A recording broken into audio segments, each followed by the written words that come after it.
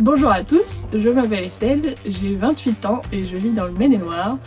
On aménage en ce moment un camion avec mon copain, donc ça fait 5 mois, et on est actuellement à l'étape de l'électricité. On a commandé donc récemment un convertisseur de tension de la marque Victron Energy. Donc il s'agit du modèle PureSinus 12 volts 800 VA. Il correspond à notre installation puisqu'il fonctionne avec un parc batterie supérieur à 100 ampères-heure.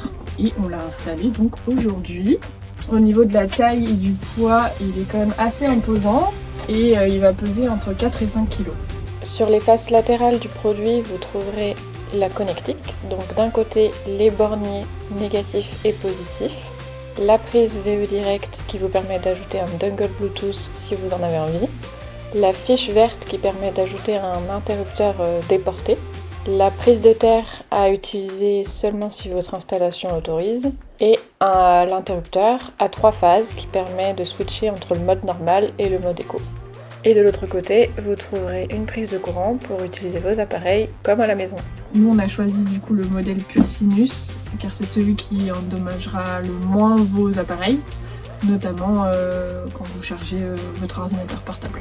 On va maintenant vous montrer comment l'installer. Pour l'installation, on aura besoin donc du convertisseur, d'une visseuse perceuse et de boulons pour le fixer.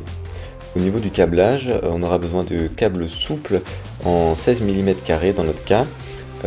Ensuite, pour faire le sertissage des câbles, il va nous falloir donc des cosses à œillet, des gaines thermorétractables et d'une pince qui est adaptée au diamètre des câbles électriques. Ensuite, on a ajouté donc du scotch rouge et bleu pour indiquer le négatif et le positif, un fusible et un porte-fusible pour protéger l'installation de court-circuit. Première étape, fixer solidement le convertisseur. Deuxième étape, couper et sertir les câbles dont on aura besoin. Pour la troisième étape, on vient raccorder les 2 câbles électriques aux 2 borniers du convertisseur. Quatrième étape, on vient raccorder le câble positif du convertisseur jusqu'à notre batterie en passant par un porte-fusible.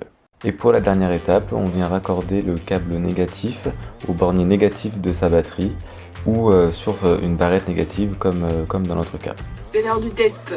On met en route le convertisseur, donc sur la position 1. Et là on peut voir la diode verte qui s'allume. J'allume la multiprise, je branche le chargeur d'ordinateur et branche l'ordinateur. Magnifique! Ça marche. Petit retour d'expérience sur l'installation, donc on a mis à peu près 1 heure à l'installer, on était 2, mais c'est faisable tout seul. Bien faire attention à faire des sertissages qui sont corrects et solides. On recommande très clairement cet appareil et notamment la marque Victron Energy.